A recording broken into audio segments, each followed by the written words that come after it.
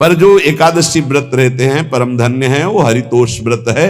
अब एकादशी व्रत का नियम क्या है और कैसे एकादशी व्रत का फल मिलता है, कई बार चर्चा हुई। बहुत सुंदर तस्मा शास्त्रम प्रमाणम थे, शास्त्र प्रमाण के अनुसार श्री सनातन मुनि बोल रहे हैं, अथ ते नियमान वच्मि व्रते ह्रस्मिन् दिनत्रये कास्यम मानुषम मसूरान्नम चणकांको द्रवास्तथा शाकम मधुपरान्नम च पुनर्भोजन मैथुने दशम्याम 10 वस्तूनि वर्जयेत वैष्णवः सदा। जिसे एकादशी रहनी हो और एकादशी का फल प्राप्त करना हो, उसको ये नियम पालन करना चाहिए। अथ ते नियमान वच्मि व्रते ह्रस्मिन् दिनत्रये, उसको 3 दिन, एक तो दशमी और एक द्वादशी और फिर बीच में एकादशी, उसको 3 दिन संयम में रहना होता है, तब बीच की एकादशी का उसे फल प्राप्त होता है। जिससे एकादशी व्रत रहना हो उसका नियम है कि दशमी के दिन कांसे के पात्र का त्याग करे। वैष्णव सिद्धांत है कि कभी जिसमें मांस बना उस रसोई का भोजन न ग्रहण करे। मसूर की दाल, चना की दाल, कोदों और कोई भी शाक, शहद, दूसरों का अन्न, दोबारा भोजन और मैथुन, ये दशमी के दिन त्याग दे। एक बार दशमी के दिन भोजन करे 24 घंटे में, क्योंकि एकादशी रहना है। कांसे का पात्र, जिस रसोई में मांस बना उसके भोजन का त्याग, मसूर की दाल, चना, कोदो, शाक, मधु अर्थात शहद और दूसरे के द्वारा दिया हुआ भोजन और दोबारा भोजन और मैथुन क्रिया, इनका दशमी के दिन कभी भी प्रयोग ना करे। इन 10 वस्तुओं से वैष्णव दूर रहे दशमी के दिन। फिर एकादशी के व्रत में, ये पीछे तो हम वर्णन कर ही चुके हैं, कहीं नहीं आया या कुटू का वो कचौड़ी पकौड़ी और सिंघाड़ा का हलवा और ये दुनिया के खीर और सब। ये एकादशी के दिन किसी भी तरह की गेम आदि क्रीड़ा ना खेले।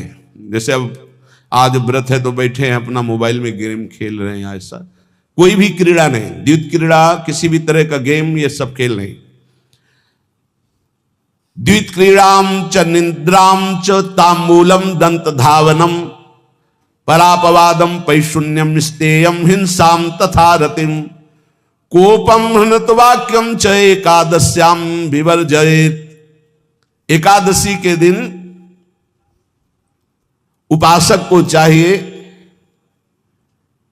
कि वो किसी भी तरह की क्रीड़ा, मनोरंजन बिल्कुल नहीं। चनिद्राम, नींद नहीं लेनी उसको, न दिन में न रात में, एकादशी व्रत। और प्रायः पुराने महापुरुषों ने ऐसा किया है। रामदास जी डाकोर के रात में जाते थे, रणछोड़ भगवान के यहाँ कीर्तन करते थे जाकर, तभी तो भगवान उनके कीर्तन पर, उनकी भक्ति पर रीछ कर गाड़ी में बैठकर उनके साथ आए थे। पूरी रात जगकर कीर्तन करना, और दिन में तो सोना ही निषेध है। द्वित क्रीड़ाम च निद्राम च तांबूलम, पान खाना निषेध है एकादशी को, बिल्कुल नहीं, जो व्रत रह रहे हैं। और दंत धावनम, वृक्ष से तोड़कर जो दतून की जाती है एकादशी के दिन नहीं। परापवादम, दूसरे की निंदा करना, चर्चा करना नहीं, अर्थात अधिकतर मौन व्रत धारण करे एकादशी के दिन। पैशून्यम, चुगली करना। स्तेयम, कोई चोरी करना। हिंसाम, वाणी से, शरीर से, मन से किसी को दुख पहुंचाना। रतिम, अर्थात भोग करना, मैथुन करना। कोपम, किसी के ऊपर गुस्सा करना। अनत वाक्यम, झूठ बोलना। एकादश्याम विवर्जयेत, एकादशी के दिन ये नहीं करना चाहिए। एकादशी को एक बार कुछ फलाहार शुद्ध, अगर आपके पास कोई व्यवस्था नहीं तो थोड़ा दूध है, जल है, ऐसे आप लेकर, या थोड़ा सा फल ले लिया, थोड़ा सा फल लेकर के प्राण पोषण, एक दिन में मर नहीं जाओगे। कितने तो निर्जला एकादशी रहते हैं, हर एकादशी निर्जला। पूज्य श्री मथुरा दास जी निर्जला ही रहते थे हर एकादशी। चलो भैया आपकी सामर्थ्य नहीं तो जल 2-4 बार ले लो, एक बार थोड़ा सा दूध और फल ले लो, चल जाएगा काम, प्राणों का पोषण हो जाएगा। ये आचरण न करे, एक बार कुछ आहार ले ले, वो भी शुद्ध भगवद अर्पित प्रसाद। फिर द्वादशी को काश्यम मांसम सुराम छौद्रम तैलम वितथ भाषणम व्यायामम च प्रवासम च पुनर्भोजन मैथुने अस्पृश्य स्पर्श मासूरे द्वादश्याम द्वादश त्यजेत। काश के पात्र में द्वादशी को भी भोजन न पावे, जिस रसोई में मांस बनाओ उसमें आहार न ले, किसी भी तरह का नशा द्वादशी को न करे, शहद न पाए, तेल के बने पदार्थ न पाए, मिथ्या भाषण न करे और बहुत शरीर का व्यायाम न करे, बहुत थकावट वाले कार्य न करे, दोबारा भोजन न करे, एक बार द्वादशी को भी भोजन पवित्र, मैथुन न करे, जिसका स्पर्श नहीं किया जाता है ऐसे पदार्थों का स्पर्श न करे, और मसूर की दाल न खाए। द्वादशी को जो इन नियमों का पालन करता है, दशमी द्वादशी ऐसे और एकादशी ऐसे, तब उसे एकादशी व्रत का फल प्राप्त होता है। जो इस पद्धति से एकादशी, ये जो मनमानी है सब नहीं, हर पदार्थ मिल जाएगा आपको फलाहार में, हर पदार्थ। हमको बताया गया कि आपको जो चाहो सब पदार्थ फलाहार का। अरे भाई हरितोष व्रत है तो हरि प्रसन्नता के लिए एक दिन भूखे रहने बहुत आनंद आता है। पहले भगवत कृपा से ऐसी गंगा जल पी करके कुछ दिन, फिर कभी कभी निर्जला एकादशी का भी आनंद। बड़े संन्यास मार्ग में थे तो बड़े संयम से सब शास्त्रीय पद्धतियों का निर्वाह होता था। उपासक को चाहिए कि इन नियमों से व्रत का अनुष्ठान करे, मनमानी आचरण न करे। सबसे प्रार्थना जो एकादशी रहते हो, हरितोष व्रत इसे कहते हैं, भगवान की प्रसन्नता के लिए रहा जाता है, रहना चाहिए। जो अपनी आचार्य परंपरा में हैं जैसे, जिनका सिद्धांत है, पर रहने का सिद्धांत ये श्री सनत कुमार जी वर्णन, श्री सनक जी महाराज, ये सनत कुमार जी वर्णन की। सनक जी महाराज कह रहे हैं, यदि भगवान का आश्रय नहीं, सत्संग नहीं है, तो इन 4 में से एक हो तो नाश कर देता, फिर चारों हो तो सर्वनाश हो जाता है।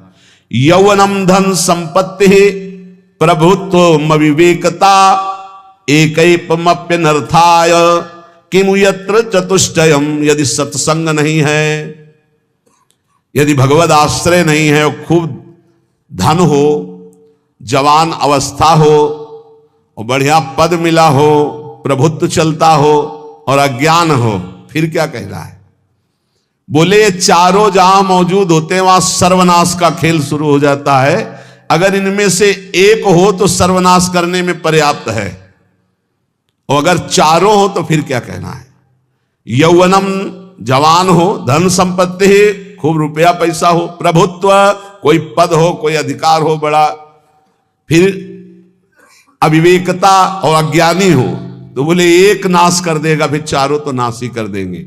अगर सत्संगी है तो ये चारों महान कार्य कर देंगे। क्या यौवनम जवान है, खूब दूसरों की सेवा, मेहनत पूर्वक धन संपत्ति कमाकर माता पिता की सेवा, परिवार की सेवा। ये माता पिता, हमारा वेद कहता है मातृ देवो भव, तैत्तिरीयोपनिषद, मातृ देवो भव, पितृदेवो भव, आचार्य देवो भव, अतिथि देवो भव, यान्य नवद्यानि कर्माणि तानि सेवितव्यानि नो इतराणि, यान्यस्माकः सुचरितानि तानि तोयोपास्यानि नो इतराणि, ये के चास्माच्छेयाः सो ब्राह्मणाः तेषां त्वया स्नेन प्रश्वसितव्यम, श्रद्धया देयम, अश्रद्धया देयम, श्रिया देयम, ह्रिया देयम, भिया देयम, संविदा देयम। वेद कहता है मातृदेवो भव, माता साक्षात हमारी भगवान है। देव हरि को कहते हैं, केशव देव जैसे कहा, हरि को कहते हैं। गोविंद देव, मात्र देव, माता भगवान है। हे धिक्कार है उन पुत्रों को जो अपने माता के द्वारा पोषित किए हुए शरीर से हाथ उठाते हैं अपने माता पिता के ऊपर। नरक में तुम्हारी जो दुर्दशा होगी भोगोगे। एक हमको दिखाया गया दृश्य कि अपनी माता की कोख में लात मारता है, थप्पड़ मारता है, पिता बैठा है उसको लात मारता है, थप्पड़ मारता है, बाल घसीट कर गेट तक माता को ले जाता है। अब इनकी जो दुर्दशा होगी ये बोल नहीं पाएंगे, बता नहीं पाएंगे। ऐसी जगह मारा जाता है कि बस तलकते रहो, कुछ कह नहीं सकते। घोर नरकों की प्राप्ति होती। वेद कहता, तैत्तिरीयोपनिषद, मात्र देवो भव, ध्यान से सुन लो, सत्संग है, ये माता साक्षात भगवान है। अगर तुमने मारा वाह भर करके इसके आंसू गिरे, तो जितने आंसुओं की बूंद से भूमि के कण भींजेंगे उतने कल्प तक नरक भोगोगे। ध्यान रखना, तुम्हारा कभी यश, कभी कीर्ति, कभी श्री, कभी हिरी, ये कभी तुम्हारे उदय नहीं हो सकती। तुम्हारा सर्वनाश हो जाएगा अगर मां पे हाथ उठाया। पितृदेवो भव, पिता साक्षात भगवान है। देखो भगवान अवतरित हुए तो प्रात काल उठी कै रघुनाथा, मातु पिता गुरु नावहि माथा। आचार्य देवो भव, माता साक्षात भगवान है, पिता साक्षात भगवान है, आचार्य गुरुदेव साक्षात भगवान है। जो अपनी माता को, अपने पिता को दुख देता है, अपने गुरुदेव की अवहेलना करता है, उसका कभी मंगल हो सकता है? वो कभी सुख प्राप्त कर सकता है? वेद कहता है जो निर्दोष कर्म करते हुए धन कमाकर, कैसा कर्म? निर्दोष कर्म करते हुए धन कमाता है और उस धन से अपने बूढ़े माता पिता और गुरुजनों की सेवा करता है, जीवन धन्य है। धिक्कार है उस पुत्र को, धिक्कार उस जवानी को, धिक्कार है उस धन को, धिक्कार उस बुद्धि को जिसको ये सब प्राप्त होने पर भी अपने बूढ़े माता पिता को दर दर के भटकने के लिए विवश कर देते हैं, जो अपने बूढ़े माता पिता को कष्ट देते हैं। जहां वेद कह रहा है मात्र देवो भव, पितृ देवो भव, आचार्य देवो भव, अतिथि देवो भव, चार बातें कही। अतिथि देवो भव, अगर बिना परिचय के कोई आ गया कह रहा भूखा हूं, भोजन पवा दो, भगवान पधारे हैं, हम कह रहे मत अंदर आने दो, गेट के बाहर पवा दो, तुम्हारा संशय पर उसे भूखा मत जाने दो। अतिथि देवो भव, जो निर्दोष कर्म करके अर्थ कमाकर अपने माता पिता गुरुजनों की सेवा करता है, उसी का जीवन धन है। पशुवत आचरण, मनुष्य शरीर प्राप्त करके राक्षस आचरण, राक्षसों की यही पहचान होती है। मां नहीं मातु पिता नहीं देवा, साधुन ते करवा वही सेवा। तुम्हारे जो पुण्य है ना सब भस्म हो जाएंगे। आप खिलवाड़ मत समझो। वो विरक्त है, भले तुम्हें नौजवान दिखाई दे रहा है, वो शरणागत है। जो आचार्य ने मंत्र दिया वही गुरु परंपरा से चला रहा, वही मंत्र उसमें। आप उसको बोल रहे हमारे लिए कुर्सी डालो, पैंट शर्ट पहने हो कुर्सी डाल। हाँ, आप असमर्थ हो तो हाथ जोड़कर प्रार्थना कीजिए कि बैठने में हमारी टांग टूट गई है, हम बैठ नहीं पा रहे हैं, क्या व्यवस्था हो सकती है क्या? याचना इस कोटि की। आदेश, बाबा जरा कुर्सी लाना, बाबा तो कुर्सी रख देंगे, आप उनको तुम भिक्षुक समझते हो, सारे सुकृत तुम्हारे नष्ट हो जाएं। ये जो संतों के द्वारा दिए हुए आसन में अयोग्य पुरुष बैठ जाते हैं ना, इनके सारे सुकृत नष्ट हो जाते हैं। ये क्या समझते हैं? तुरंत आसन दिया जाता है किसी, आओ आसन को प्रणाम करके समेट कर रख दो अगर आसन में बैठने की योग्यता नहीं। आसन में बैठने की योग्यता उसकी मानी जाती है जो सामने बैठा है उस स्थिति का हो या उससे श्रेष्ठ हो। बहुत होश में ये बातें सत्संग में ही मिलती है और अन्यत्र नहीं मिलती। आसन बिछाने का मतलब तुम कोई महान नहीं हो गए हो, अपने में दैन्यता नहीं तो वैष्णव किस बात के? आसन ग्रहण वैसे ही बिछा हुआ है, उसके ऊपर आसन लगा हुआ है गुरुजनों के लिए, श्रेष्ठ जनों के लिए। आप आसन में बैठने के अधिकारी हैं। सत्कर्म के द्वारा कमाए हुए धन से मात्र देवो भव, पितृ, हम बार बार चिल्ला के कह रहे क्योंकि कलयुगी इन पुत्रों को अब समझ में नहीं आ रहा। जो बोओगे वही काटोगे।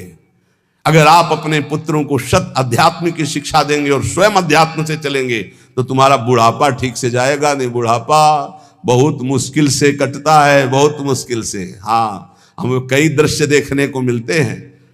बता रहे एक बार बिंदौर इधर है, इच्छावर फतेहपुर, वहां से भ्रमण करते यार बड़े मकान से वयोवृद्ध भागते हुए आए, स्वामी जी स्वामी जी स्वामी जी। बहुत कष्ट में हूं। क्या कष्ट है आपको? आप तो महल से उतर रहे हैं। ये किसका है? बोले मेरा ही है। उनका कष्ट क्या है? बोले 4 लड़का है, 4 बहू हैं, सब खाते पीते हैं, मैं बहुत कष्ट में हूँ, सब कोई अपमान करता है। उनका निकलो फिर बाहर, बाबा जी बनो, भजन करो, भगवान के मार्ग का अनुसरण करो, चौथी अवस्था है। बोले ये तो नहीं हो सकता, रहूंगा तो यहीं कुछ ऐसा कर दो कि जिससे हमारे बच्चों की बुद्धि बदल जाए, जो हमको पीटते हैं, गाली देते हैं। हमको वो जादू तो हम जानते नहीं, और चल पड़े। और बड़ा अंदर से चिंतन हुआ कि जीव कितना आसक्त है उन्हीं पुत्र परिवार घर में। अब बुढ़ापे का समय है, चौथी अवस्था में अगर घर ही में रह के भजन करो तो झंझट नहीं होगी। जो मिले जैसे मिले जीवन यापन करो, भजन करो, लेकिन प्रभु से मतलब नहीं। तो जितने भी जवान भाई बहन सुन रहे हैं, आप अपने माता पिता को, यहां हमारा वेद कहता है मातृ देवो हो, माता भगवान है, पितृ देवो हो, पिता हमारा भगवान है। धर्म के द्वारा कमाए हुए धन से माता पिता की सेवा करो। दूसरे दोषयुक्त कर्मों का कभी आचरण मत करो। यन्नस्माकं सुचरितानि तानि तोयो पापाश्यानि नो इतराणि। सुंदर आचरण करो जो महापुरुषों के द्वारा विधान किए गए हैं, पाप आचरण कभी मत करो। हमारे आचरणों में से एक भी ऐसा आचरण नहीं होना चाहिए जो दूसरे को दुखी करके धन संपत्ति लेने वाला हो। वेद कहता है पापाचरण किया और आपको गड्डी पकड़ा दी, आप निर्दोष को दंड दे दिए और दोषी को धन के कारण मुक्त कर दिए। अब आपके परिवार में जो तांडव मचेगा वो झेल नहीं पाओगे, चाहे कोई भी हो। बहुत ध्यान से सुनना, ये सत्संग है, ये शास्त्र है। जो अधर्म पूर्वक दूसरे के द्वारा दिए हुए धन से गलत निर्णय करता है, दोषी को मुक्त करता है और निर्दोष को दंड देता है, उसको दुखिया को न सताइए, दुखिया देगा रोए। जब दुखिया के मुखिया सुने तब तेरी गति क्या होए। मर्सिडीज गाड़ी में भून जाओगे भुट्टे की तरह अंदर, कोई सांस लेने की जगह नहीं मिलेगी। कैसे? आगे से गाड़ी में किसी कारण आग लग गई, चलती गाड़ी में। अब आजकल सब रिमोट का सिस्टम होता है, वो तार जल गए जिनसे गेट खोला जाता है। अब गेट लाख लोग हैं आसपास, कोशिश कर रहे हैं, ना गेट खुल रहा है, ना शीशा तोड़ा, भम मचा हुआ है। चीखते हुए अंदर एक एक परिवार का सदस्य भस्म हो रहा है। क्यों?